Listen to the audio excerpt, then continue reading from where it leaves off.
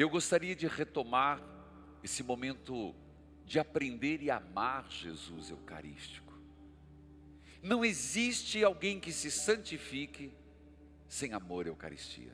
Não tem. Mesmo porque é remédio. E eu retomo a partir daquele momento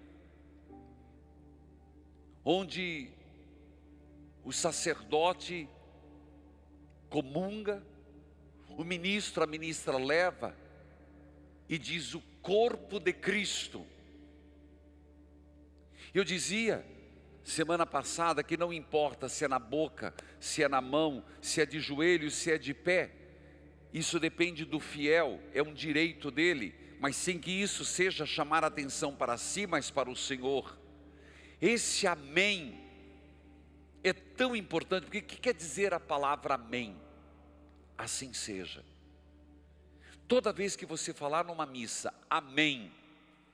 Inclusive, esse amém tem que ser dito alto e bom som. Por quê? Você não está dizendo para o padre. Você não está dizendo para o ministro, para a ministra. Corpo de Cristo. Você está dizendo assim seja, Senhor. Eu recebo o corpo de Cristo. O amém é um selo. O amém é um ato de fé. O amém é uma abertura para a graça.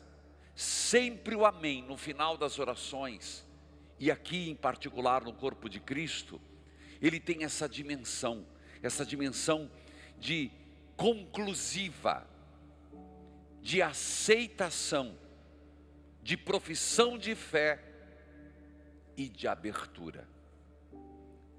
Segue depois um momento de silêncio, já falei isso, e vem o oremos. E retomo a partir daqui.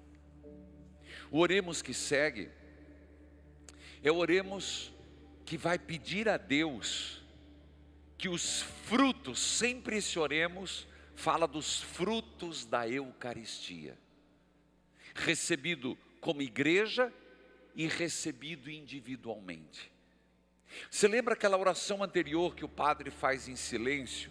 Semana passada eu fiz em voz alta. Fazei, Senhor, que conservemos num coração puro o que a nossa boca recebeu, que essa dádiva temporal se transforme para nós em remédio eterno. Pois é, a oração que segue nesse oremos, então geralmente é feito assim: oremos em um breve silêncio, pequeno, não é longo. A oração que vem depois, e eu vou pegar da Eucaristia, por exemplo. Da Eucaristia, ela nos diz hoje: ó Deus, pela comunhão neste sacrifício, oferecido em memória do vosso Filho, fazei que nos torne com Ele, nos torne com Jesus, uma oblação. Uma oblação quer dizer oferenda, um ofertório, uma entrega perpétua em vossa honra. Percebeu? Frutos da Eucaristia. Logo depois, quem vai à igreja, vem um momento crítico.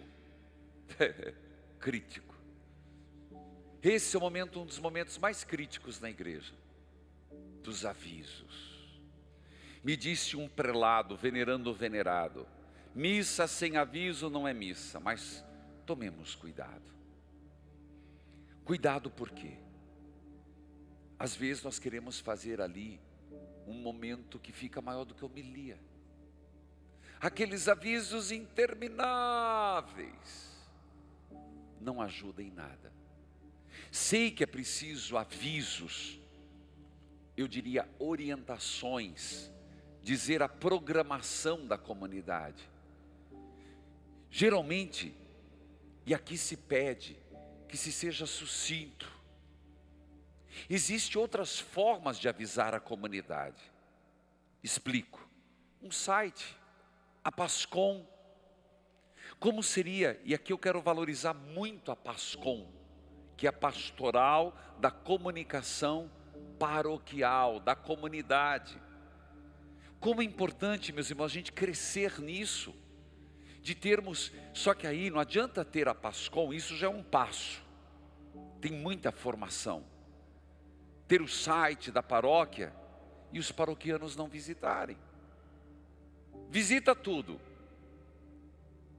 Mas a PASCOM também, dentre tantas coisas de um site, tem um momento de colocar seus avisos. A programação da semana, curso de batismo, curso de noivos. O momento é de pandemia, mas eu estou falando fora desse contexto. É uma das formas de dar os avisos. Outra forma é também você, quem tem vídeo wall, e eu digo isso, gente, eu digo para as comunidades, eu não sou exemplo, mas quero dizer a partilha da minha vida, de como a comunidade celebra. De grande valia são esses televisores. Mostra ali, meu filho. Eu chamo de video wall, termo técnico, porque não é televisão para passar filme, nem passar notícia. Mas é uma forma de você colocar os avisos. Quando a comunidade entra, ou depois da missa. Claro que pode-se dar aviso na igreja, mas não é um momento. Não é. Houve recentemente um problema sério, e gostei muito da posição do Padre Zezinho. Missa não é momento de você usar do microfone para agredir comunidade, para agredir quem quer que seja. Não é nosso papel. Não é momento de colocar desavenças. Roupa suja se lava em casa. Não é momento de você colocar conflitos da comunidade. Aqui, pontuar alguns compromissos da comunidade, de forma sucinta, breve e expressiva. Cuidado com os avisos. Não pode ofuscar, porque é nessa hora que às vezes se repete: o Senhor esteja convosco, o Senhor vos alcance no estacionamento, alcance no pátio, alcance no carrinho de pipoca, porque já saiu para comprar pipoca para a filharada. Por quê? Porque delongou. É claro também que tem que haver uma educação do povo, porque tem gente que acha que chega na hora do ato penitencial, quando chega, comungou, vai embora. Está errado, meu filho. Ou na hora do sermão pede licença. Eu tive o ministério, não vou dizer quando, que hora, quando, não. Chegava no sermão e eu via todo mundo sair. Eu falei: mas vai sair que a peste nada só. Comecei a fazer pergunta. Comecei a chamar atenção. Então, missa não é para chegar atrasado e sair antes. A missa começa com o sinal da cruz e termina com o sinal da cruz. Toma isso como base. Mas cuidado com os avisos. Logo depois vem a missão. Opa, isso mesmo, missão. A bênção final. A bênção final que pode ser solene, a bênção final que pode ser a mais breve. Mas a bênção final, que é um envio, é como que dizendo, tendo ouvido a palavra, tendo se alimentado da palavra e da Eucaristia, a missão no mundo começa. A missão começou. Era assim que era o final da missa em latim. A missão começa agora. E vem a bênção final. Então, meus irmãos, como é importante essa bênção final, onde o padre, retomando a Santíssima Trindade, retomando a dimensão trinitária, ele começa com um diálogo. Na verdade, o terceiro diálogo, né? O Senhor esteja convosco. Aí todo mundo responde: Ele está no meio de nós. E o sacerdote, na pessoa do Cristo, chamando a Santíssima Trindade, na Santíssima Trindade. Ele abençoa, porque aquele é outro Cristo. Por isso a palavra é exatamente essa, assuste, impressiona, que diz assim: o Senhor esteja convosco, Ele está no meio de nós, abençoe-vos Deus Todo-Poderoso, Pai, Filho e Espírito Santo. E a resposta é amém. Não omita o amém. O único amém que não tem, que falam equivocado, é no Pai Nosso. Nessa hora não tem. Mas o amém tem que ser dito forte. E aí vem o envio. Ide em paz. Eu estou usando a forma mais breve. Que o Senhor vos acompanhe. A resposta, graças a Deus. É claro que aí o canto é de envio, né? Aí o canto é de envio. O canto tem que ser de envio, de missão, porque corresponde ao rito. Filhos queridos, com isso nós terminamos a missa parte por parte. E eu sugeria, num primeiro momento, que você colocasse hashtag coração adorador e as perguntas.